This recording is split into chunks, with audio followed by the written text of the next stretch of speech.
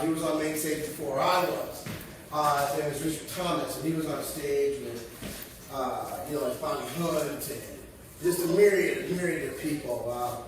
He's been in movies with Kevin Spacey, Meryl Streep, and he's a professor at University of Chicago, University of Illinois, Chicago. And he's just a brilliant guy, really well-educated, and really funny. We also both taught at Notre Dame at one point, which is kind of cool. But you want to being a part of Second City is something that's really special. Because you think about the people that have come from Second City, and you like the Mike Myers, and Bill Murray, and Tina Fey's, and the list is endless and long. So when I met him the first time, I was kind of like starstruck because he's a guy that wrote a lot of really terrific stuff and created a lot of really great characters for people, and he was he was one of the people in the inner circle of Second City that he was considered like one of the great writers of all time in that institution. So it's a real blessing to have him here tonight. And he does a show called The Rick Blog. He writes a blog, and it's just a myriad of things that are really a lot of fun, really funny. So please, without anything further, put your hands together and welcome Mr. Richard Thomas.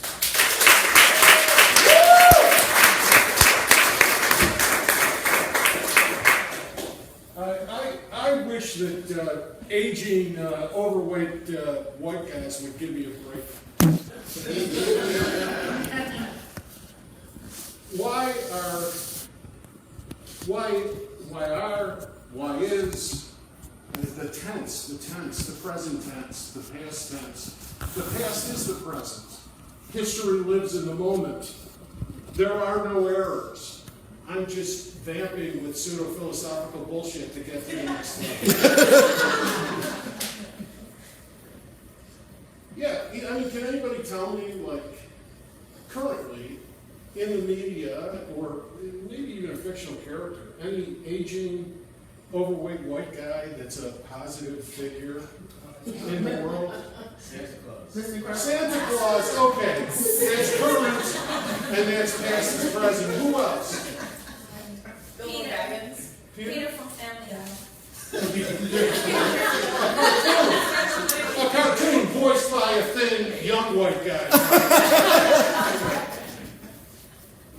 Yeah, you're coming up empty. I mean, we obviously have the greatest overweight white guy asshole in the world is Trump. So we have to deal with him. I wish somebody would give me a break. I have many goals with this Rick Block show. It's in development. One thing is that I want to redeem aging, overweight white guys. I would like to not be an asshole. Unfortunately, as an aging, overweight white guy, I am an asshole. I mean, really, I think everybody has a role within creation, and I think our role is to hold things back, to introduce bigotry, to let people learn, to let people develop their integrity and their strength by having to push against the unjust obstacles that we put in their path. I was riding the bus coming here. I usually drive. I have a car because I'm an aging, overweight white man. We all have cars. Believe me, we don't go without cars. Of course, I drive a Kia Soul, so I'm pretty low on the asshole scale. But I am still an asshole, and I will tell you why. I'm riding on the bus, and everybody's talking about Trump, including me. And this week, everybody's talking about Comey, including me. There's going to be a lot of Comey. As a matter of fact, I am the Jim Comey of comedy, which means there aren't going to be a lot of laughs tonight. I'm riding on the bus, and two women are talking. And this identity thing, I mean, I don't know. You know, it's hard. And it's hard to bring it up. But this is theater, so I figure, okay, this is good. I'm going to be edgy. I'm going to be honest with you as an asshole, overweight white guy. So I'm riding on the bus, and an African-American woman is talking to an overweight white woman who are not assholes.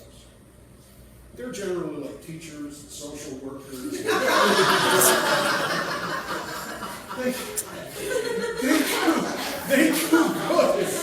They do good work.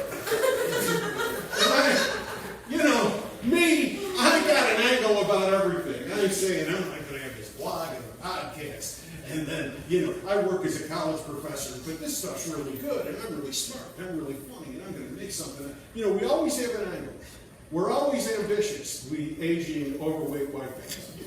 We don't want to, I just saw the movie Churchill.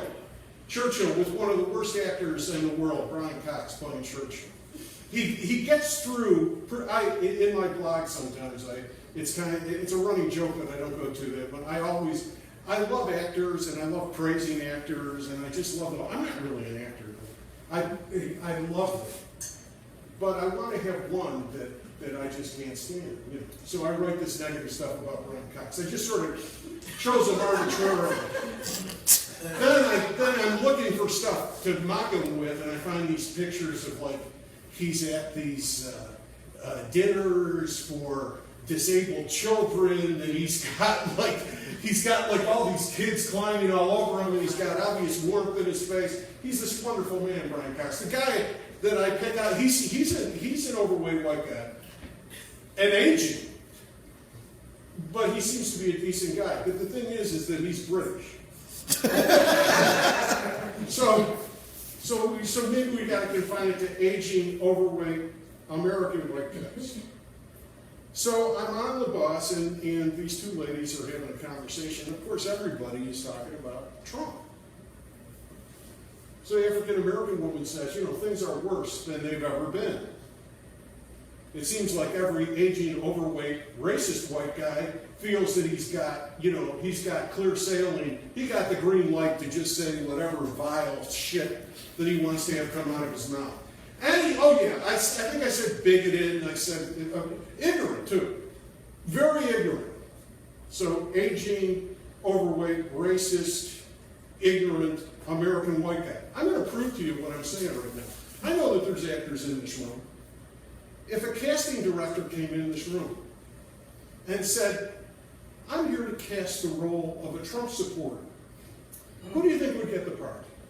I get the part.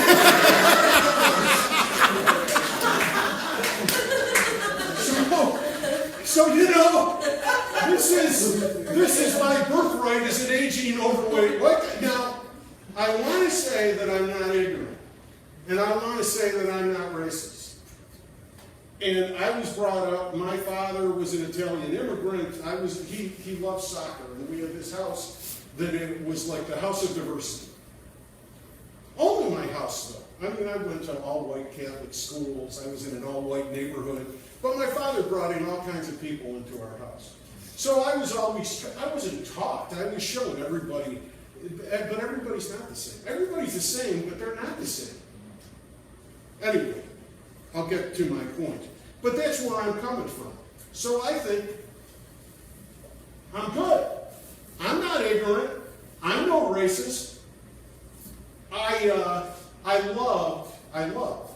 He's dead now, but I love Richard Pryor. And Richard Pryor dropped the N-word all over the place. And the way I figure it is he had a right to. Now, Bill Maher, who's not overweight, but he makes this idiotic remark. So he's just an aging white guy. As a matter of fact, since he made that remark, I think you can count that he's going to gain some weight. This is going to happen. So he makes this stupid remark. So then I listen to this African American woman say, all these ignorant racists, they feel free to say whatever they want. And I'm right, and I realized something. I saw the movie 12 Years a Slave. And I saw that in 2014. So I'm 61 years old, so I was 58 years old. I'll tell you something that I never put together. I always thought that slavery was a bad idea. And that's the starting point for an aging, ignorant, fat white man. Said, this isn't a good idea. And I knew it was unjust. And I responded to all that. And I said, this is unfair. You're stealing people's lives from them. And I got all that. You know what I never thought? And it's a very obvious thing, and I never really understood until and I don't understand it now. I mean, I just had the experience of a work of art that taught me. I never thought about the brutality. I mean, when I heard Bill Maher say, the first thing that came into my mind was scenes from that movie. Like favored slaves being beaten and raped and horsewhipped and humiliated every moment. So I stand and, I cannot fathom and this is, I was joking around, but I was serious. I started talking about history and the moment being the same thing. It is. Because I don't know how that doesn't still live. And I'm making no comparison at all, but I'm saying my father was an Italian born in France who was shipped out to one of Mussolini's schools in Italy. He was abused. He was abused sexually. He was abused by priests, fascist priests, which is one of the reasons, if you read my blog, I hate fascism, including in the White House. So there's suffering all over the place. But that was a special suffering. And this is what I had to reconcile all that with. I love Richard Pryor. But and I love like Blazing Saddles. Oh, I'm glad, yeah. All right, yeah. I mean, one thing that I believe is in comedy or anything else, in any kind of free speech, intention really counts. I mean, but I think Maher betrayed bad intentions. And there's an unconscious part of all this. And it certainly was there for me. I never made the connection of what the suffering was. And how it's got to continue for generation after generation. You don't fuck people up like that and then not have it be a tremendous problem for years and years and years. And so I listened to this, and I feel like covering myself up. I said, this is all happening because we have a fat, aging white guy who's the president of the United States. Well, sort of. And he's dumping all this vile bullshit everywhere, right? So then this other woman, the overweight white woman, who, by the way, I never understood the way women suffered. Not really. I thought you have to be polite and everything else. It was good. I never understood, like, really what women go through. I mean, not being considered equal to do things. Having a prescribed role. Saying that fat, aging white guys are the ones who are supposed to get the big jobs. Like, the 9 p.m. slot at the McKaw on Saturday night. So, all this, and then the woman who was a teacher or a social worker or something, she mentioned this. And she said there was a demonstration of like 10 people demonstrating in Chicago against Muslims because they're ruining our country. It's fun because I thought Trump was ruining our country, but apparently it's the Muslims. But she was saying that there was a real positive thing. That 250 people came to shout them down. So a lot of times in the Rick blog and in my show, I talk about being nice. I complain about times when people are mean to me. And the reason why I do that is that, and by the way, this is all preface. This has nothing to do with what the show's about. So, there you go. See you at lunch. So, what was I saying? This is our preface. What's that? This is our preface. This is a setup. Before the preface. In your blog, you talk about how people. Oh, meanness. So the real tonight's show, and there will be homework, but tonight's show is about law versus politics, and how right now we've moved into a time of law as opposed to politics. We're going to talk about that, but now we're talking about culture, and just as in our law and politics, I'm here to say that we have to demand that things change. Yeah. We have to demand that there isn't any more meanness. Now, we're never going to get rid of all meanness. But we have to push back against meanness in this society of any kind. We got to be nice, and we have to demand that people are nice to us. Now, this is all not very funny, but I want to remind you that Lenny Bruce, who is he's not a hero exactly, but he's kind of a model. You know, he was a martyr for the First Amendment, and at the end of his career, he died when he was 48. He was being crucified for speaking his mind in clubs. And there were all these legal cases, and he used to go into clubs, and he had like stacks of depositions and all these legal documents. And he would just sit up there and read from those documents. I know this might seem like a radical idea, but I know that this is an improvisational theater. Well, this is very much part of what improvisation is. Improvisation doesn't necessarily have to be funny, although it will always be funny to a certain extent because it's about pursuing the truth. But improvisation is trying to get to what's real. And theater is about having that confrontation with ourselves. Okay, so that's that. Okay, so let's be nice to each other. I want to start talking about James Comey. Everybody following Comey this week? There's Comey mania. New York Times. We're going to go through the New York Times. I'm going to sit down a little bit to do this. This is a tradition. There's something in improvisation that goes all the way back to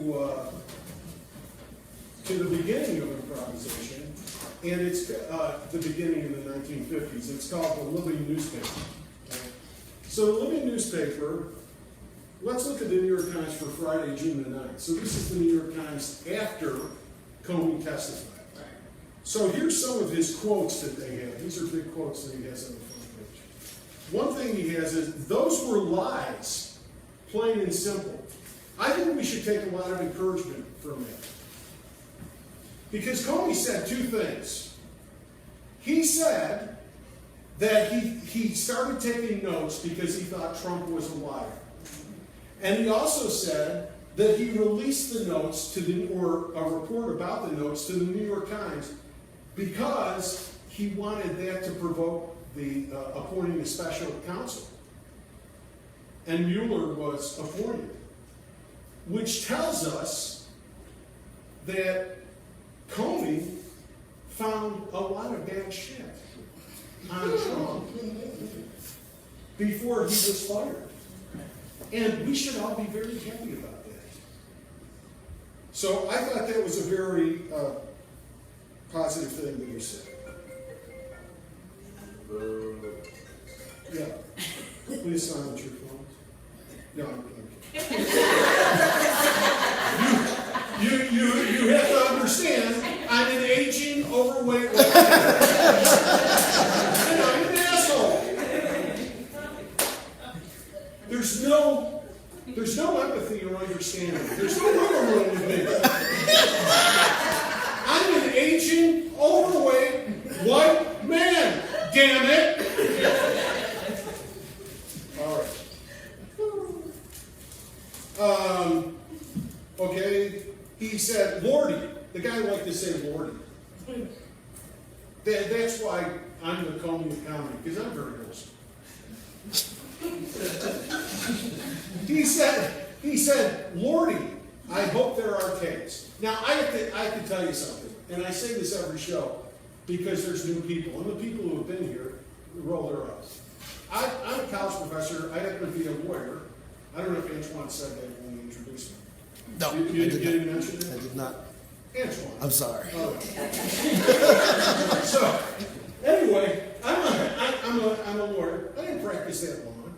I became a lawyer when I was 50. I was a lawyer who couldn't hold a job. But now I'm a lawyer for the people. All right? And when Comey said, Lordy, I hope there's tapes, he was saying, Lordy, I hope there's corroboration to my evidence. But he does not need corroboration to his evidence. Because this is one of the breaking points of the difference between law and politics. And we're in a legal matter now. It's no more politics. It's no more Trump as the overweight, aging white male making fun of a handicapped guy or something. That doesn't fly now. Because we're in a legal proceeding. So now we have Jim Comey, director of the FBI, one of the best lawyers in America. He was testifying, but he basically made a case when he sat there. He's not going to perjure himself. He's under oath.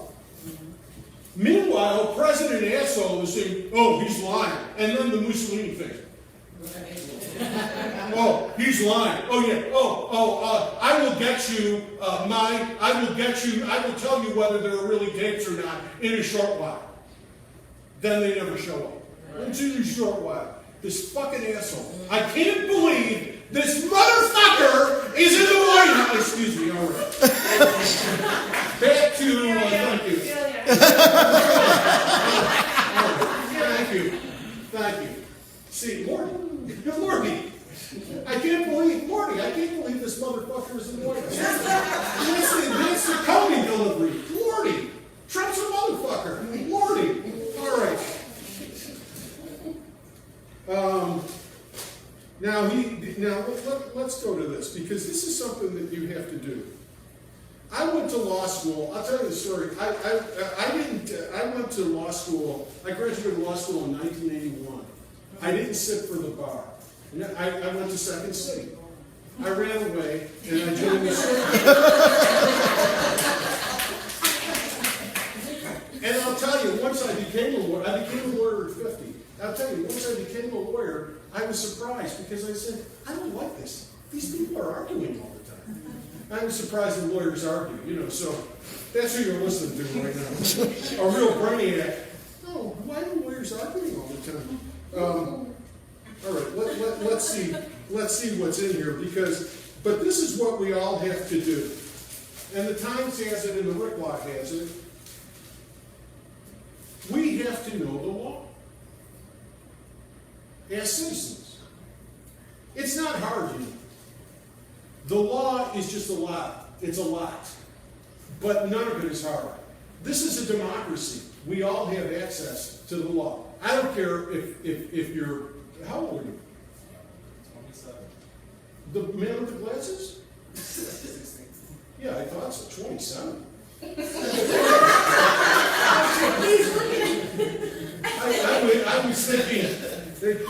I was thinking, aging white asshole's going to come in and ridicule this guy for having some sort of problem. 16, you look great. 16, 27, it's like, holy shit.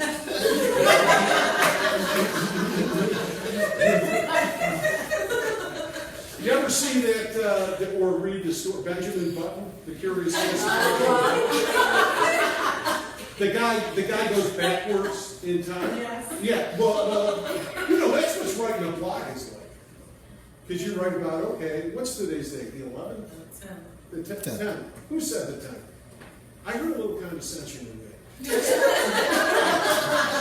That's not the way you talk to an overweight individual. So anyway, it's kind of like you read a blog backwards. well, yeah, so you start older and you go back. It's kind of interesting that way. And you know, I didn't like that story, by the way. And I didn't like the movie either. I thought it was too precious. F. Scott Fitzgerald. Can you imagine? I write the Rick blog and I'm criticizing F. Scott Fitzgerald. But that's what this is what an overweight, aging white guy does. I mean, F. Scott, well, fuck F. Scott Fitzgerald. Because I'm Rick. I write the Rick blog. but I didn't like that story. It was all like, Benjamin Button got up that day and he found that he had some gray hair when he was 14. Oh, please. It's all this bullshit. It was too much for me to gather in my aging fat white brain. So let's go a little bit backwards now and talk about obstruction of justice. Because you have to know what it is. Anybody want to give it a try? Mr. Hawk. You ever see the paper chase? Yeah, that's true. That's it, Mr. Hawk. That's it. I'm going to be like a law school professor. None of them are like that, by the way. John Houseman was in the movie. You know, the guy spends the whole semester trying to please this guy, and the professor doesn't even know who the hell he is. He's just looking at his seating chart. Anyway, that's a paper chase. This is what you get when improv, you know, enjoy. Okay, let's see what the New York Times says, because all you have to do is learn what this is. What is obstruction of justice? Which is, but let me ask you this, is obstruction of justice the only problem that Trump has with the law? Oh no. Obviously. Oh no, obviously not. What other problems does he have? Where do we start? Where do we start? That's a great answer. It's a criminal conspiracy, treason. Treason. By the time this investigation is over, Sexual harassment. what's that? Sexual harassment. Sexual harassment? Rape. Rape? Clearly lack of knowledge. Oh, well, I don't know if that's a law about being a fucking idiot.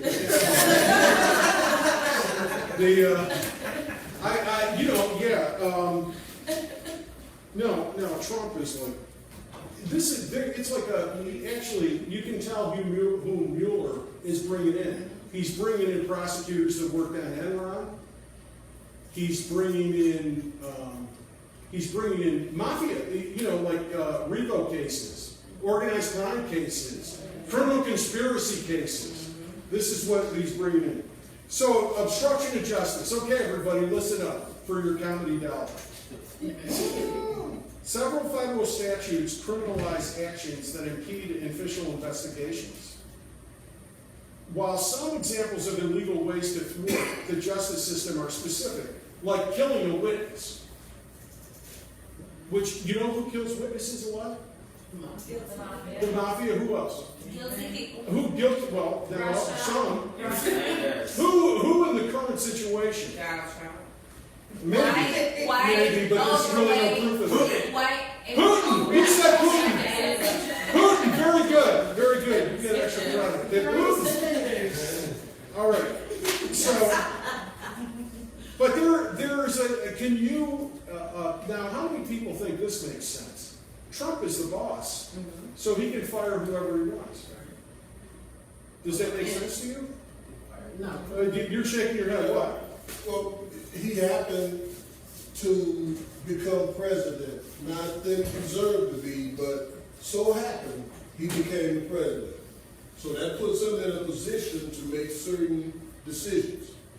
Well, and that's absolutely correct. The President of the United States can fire the director of the FBI. He can tell the director of the FBI to end an investigation.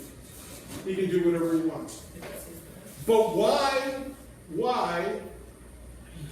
is the testimony of Comey, and what's the problem? Why is what Trump did, what Comey is saying in his testimony, why is what Trump did wrong? Because he was trying to hide what he did. And so he wanted him out of there because he was about to trick off on him. Yes. So he was trying to hide what he did, and that's what the law said. So the law says is that an executive has a right to fire whoever they want to in the government. But they can't do it with a corrupt purpose. Right. So this is what lawyers do. Lawyers Very simple what lawyers do. And this is what citizens have to do now. Lawyers look at laws and they figure out the elements of the law. And there might be several elements to the law. Then they look at the facts and they match up the facts to the law. And that's it. This is, lawyers, how many people are like impressed by lawyers? Like think that lawyers are really smart, or lawyers know something that you don't know, or you look up to lawyers. That might be from past generations. It's like a chiropractor, it wasn't balance. Okay, yeah. Well, it's interesting you said it, because like a chiropractor, what does a chiropractor have in common with a lawyer? What's that? What does a chiropractor have in common with a lawyer? Take all your money. Yeah, why? What gives them the right? Or, makes them get Sometimes away they with make it? you feel better though. Well, they might make you feel better. Specialized knowledge. Specialized knowledge. They're professionals. So, let me tell you something. As a lawyer who left because they argued all the time. The lawyers, and maybe other professions do this too, they try to get this mystique around what they do. They try to become like this priesthood that understands, and a lot of professions do this, so they have all this highfalutin and complicated language. And it sets up a bridge to people. So people go to it and they say, oh my God, this person is smart. This person knows. Okay. We have to get over that now. We have to get over it. It's part of the revolution that is happening now to not only get rid of Trump, but to eliminate the things that were wrong in the society that made him possible. Because to me, he's a big, overweight, white guy symbol of everything that's wrong with this country. And one of the things that's wrong with this country is that there's the people who know and the people who don't know. And the only difference between the people who know and the people who don't know is that the people who know were told that they could know. And the people who don't know were kept down from knowing. Like I said, I became a lawyer when I was 50, so I had that law degree for 25 years. Now again, I don't know, this might not be your experience. You said something differently. I became much, much smarter overnight when I became a member of the bar. I was a different person. I was a stupid asshole before I became a member of the bar. Then I'm a lawyer, and boy, that's really something. That's what happened in my life. And I'll tell you another thing too. I was out of school for 25 years. You think I remembered any law? I went in and I passed the bar exam. That shows how hard it is. And if you take from that I'm really smart, well, you're probably right. But it's not beyond anybody, because it's not supposed to be beyond anybody. These are our laws. Right? Nation of laws, not men. These are our laws. So, I want to talk about another legal thing. How many people thought that Comey did the wrong thing when he made the announcement about continuing the investigation of Hillary's emails 8 days before the election? How many didn't like that? I'm going to go, what's that? Excuse me? You're looking at me like, oh no, the white guy is coming at me. No. Here's the deal on that. Here's the timeline. Now this is something that lawyers do and that you can do too. I didn't understand it. I thought that Comey did something wrong 8 days before the election. But it wasn't until I heard him talk when he testified on Thursday that I realized, wait a second, this is the difference between law and politics. Why did Comey make that announcement? What's that? Great thing to do. It was the right thing. Thank you. It was the right thing to do. Now let's break down and make an argument as to why it was the right thing to do. And you can do it by going through the facts of the situation. I'm actually more comfortable sitting down doing this. I feel myself like wandering around like I'm listening on a ship. And this is better to do this. Maybe because I have my brains in my ass, so it's like keeping them secure. What's that? Giving them support. I clearly have a lot of brains. So, anyway, the first thing that happened is that Hillary Clinton improperly used her email. But everybody did. She wasn't the only one. Does that make any difference? No, it does not make it right. It doesn't make it right. I'm not saying that. But I'm just saying she wasn't the only one. She wasn't the only one, but you know, that to me sounds like a political argument. Okay. Why do you think that's a political argument instead of a She legal? also asked the proper way to do it and was given the wrong information. Oh boy, that's a good argument. She asked, they have evidence, she asked, how do I go about this? They gave her the wrong information, she did it the way they told her to, and now she is in trouble. Okay, There was no protocol. Do you think that piece of information would affect whether Comey should continue an investigation on her? If they know there's no protocol, then what could she have done wrong? It should be irrelevant at this point. Well- But it should. Anybody think that Anybody think that Comey should keep investigating even when that's revealed? That they gave her the wrong information? No, why would you Yeah, waste it's your time on irrelevant. that? It's Why would you irrelevant. waste your time on that? At that point, they know she got the wrong information, they know she was told that it was okay to do it under these parameters, she followed those parameters. What else was she supposed to do? How is she supposed to be an expert on that? She grew up in a time where there was no computers, she didn't use a computer herself when she was first lady, that was all done for her. That argument I don't buy. But it's no proof. That's a political and not a legal argument. She was not a technically savvy person.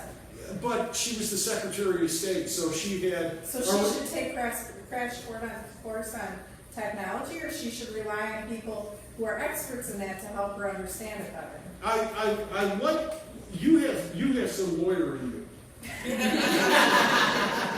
because we got some cousin Vinny working over here. She's the most liberal person I know, actually, so, you know. Yeah, I was very. One person cannot be an expert on everything. She has her expertise. She's not a technical person, or she's not an expert in technology. Or do you want all your people in government to be experts in technology? Because then. Let me ask you a question. Do you want all your managers to be responsible for their agencies? We all make mistakes. You can't be an expert in everything. Technology is moving so quickly. You cannot. I know, but the point is that if she's Secretary of State, she's responsible for the State Department.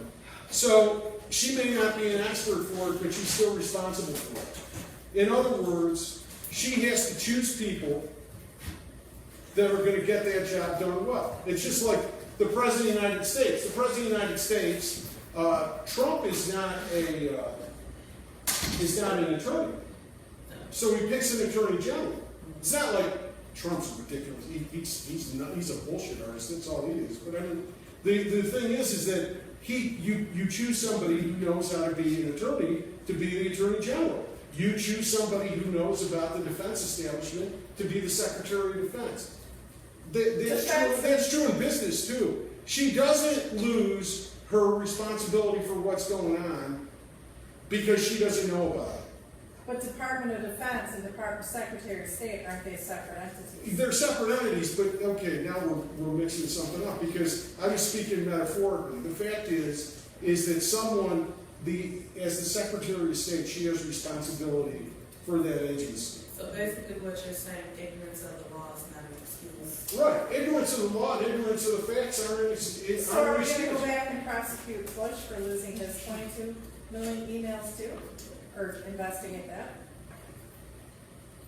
It's not the point.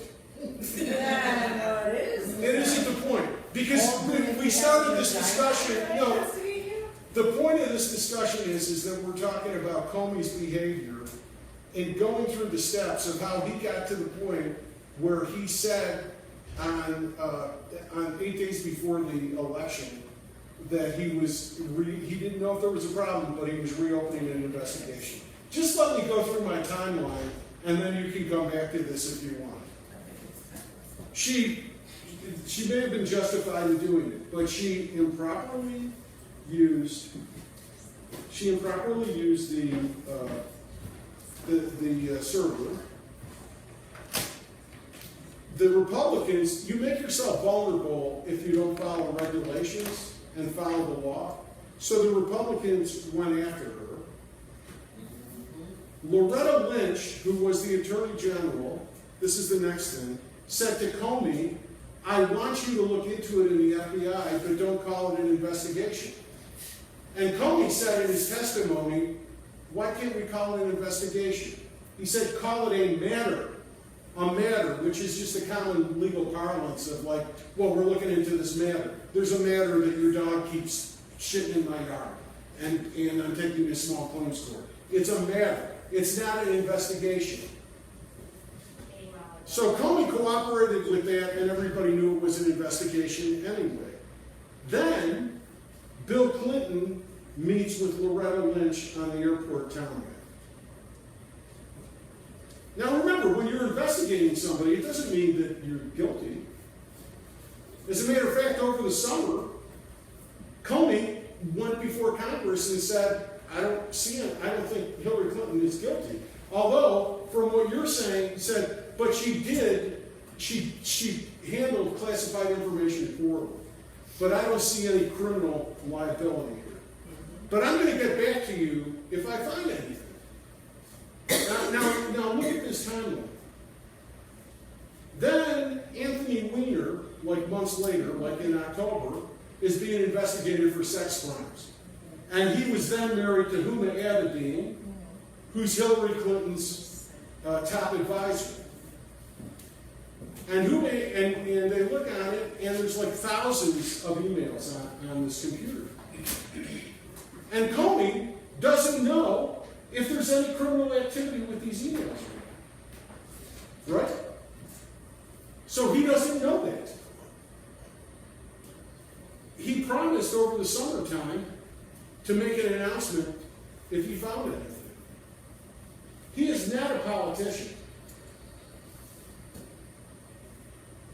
It's the law. He made the announcement.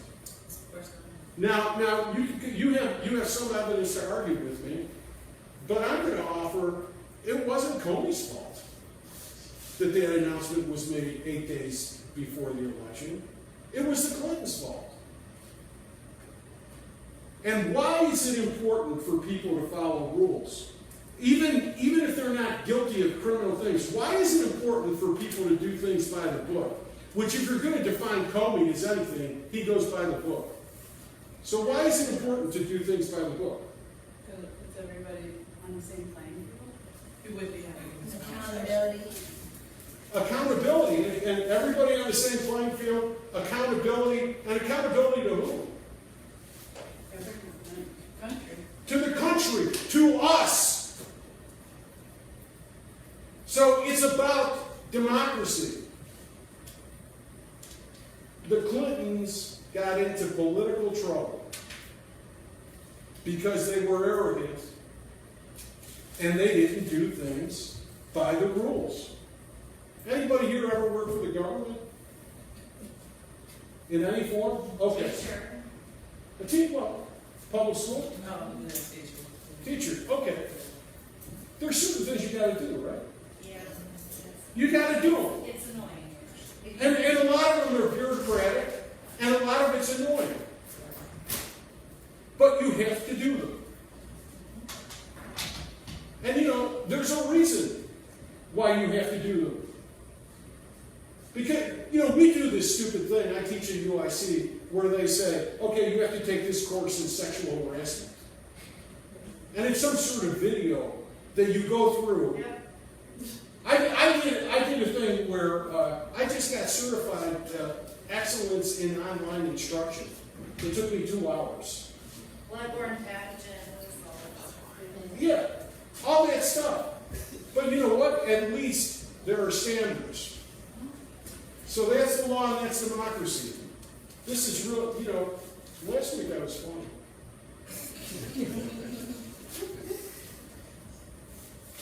That's like important. Let's go through some more of this stuff. What time is it now? 10:19. What's that? 10:19. 10:19. This is more like a town hall type This is more. Okay, we talked about this.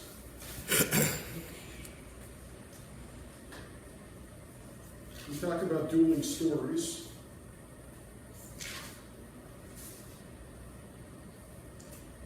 Oh, there's another thing. Have you heard the thing that when Comey was uncomfortable with Trump, that what he should have done and what the law says he should have done is that he should have gone to either the Attorney General, Jeff Sessions, and reported what he went through, or he could have gone, I guess, to Rosenstein, the Deputy Attorney General, or he could have gone to the White House counsel, Don McKaw.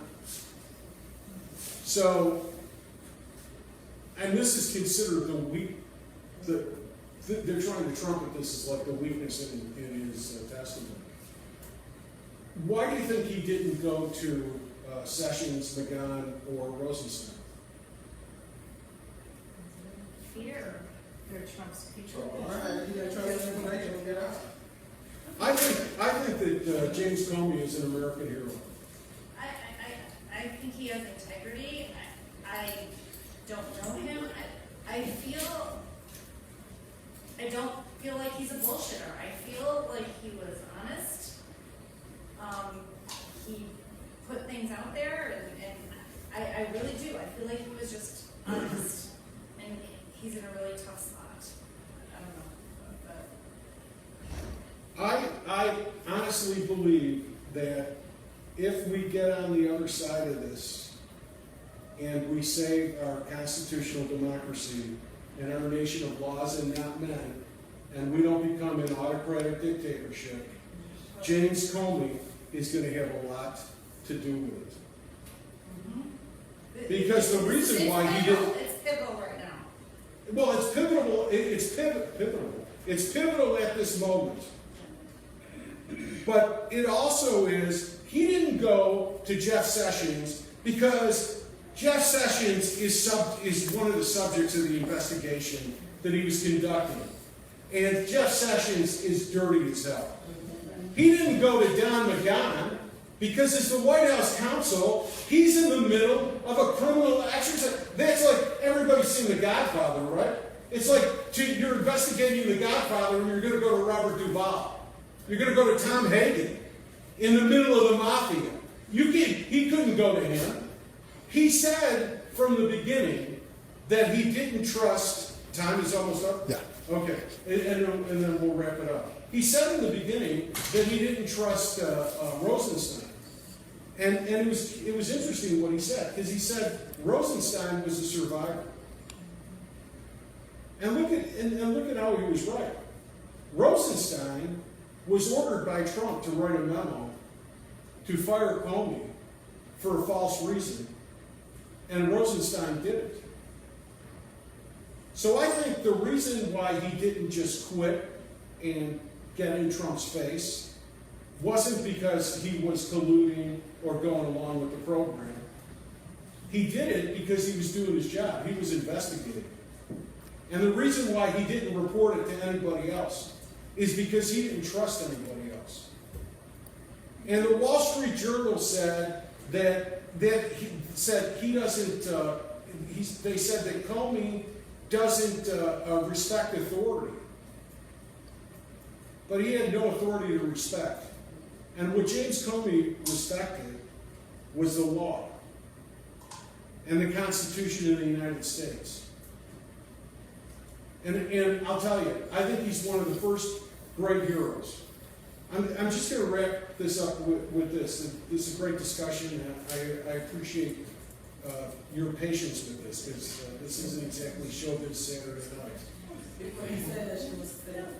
What's that? I wanted to add to that, but I think there are a lot of James Comeys out there. I know he's in the forefront, but I think there are a lot of them behind him, and I think that there are going to be a lot of people who come out eventually. I agree with that. And I think we kind of all have to do that. It's weird. I think we're at a point of revolution. But it's not a revolution against our government. It's a revolution for it. Right. That's why so many people are coming down the town hall meetings and objecting to what their representatives are doing and what they're saying. And they're demanding them to be representatives of them and not of the parties. Yeah, it is wonderful when they do that. I think, and I'm not saying this with any self-justification, I don't think. I think that we all should be pleased with ourselves right now, because Václav Havel, who in the 1980s was the leader of the Czech, the rebellion in Czechoslovakia against communism, he said that the rebellion started, first of all, it started in a theater. And they protested that the government was trying to censor a rock and roll band. And he said the revolution started with people talking across kitchen tables. So, of course, I'm kind of like out of my mind about it. I think every space, I mean, I teach in a business school. It has nothing to do with this. I talk about this with my students all the time. I'll talk about it here. I'll talk about it online. I'll talk about it everywhere. Because right now, what we have to do what you just said. We all have to be James Comeys. I mean, we just have to stand up for it. And there's a lot of false authority. And it's not politics. It's the law. The Constitution, our rights. The disgrace that our Congress right now doesn't exercise its oversight over this executive branch because they want to push through that immoral and inhuman agenda that they have. They are not a legitimate Congress. And what we said in the beginning, I know we're wrapping up here. Somebody does something unkind, racist comments, disrespect for people and the equality of people, other people. You know, like the great thing about that story, and I guess it's the last image, what that teacher lady was talking about on the bus. 10 people showed up to lie about Muslims. I teach a lot of Muslims. I teach a lot of Arabs. I teach at UIC. To lie about them. That fascism, which is no different than the way the Nazis talked about the Jews. 250 people, and I didn't know what was going on. 250 Chicagoans showed up and they shouted them down. We all have to be Comey. I'm Spartacus. Okay, thank you. Good night.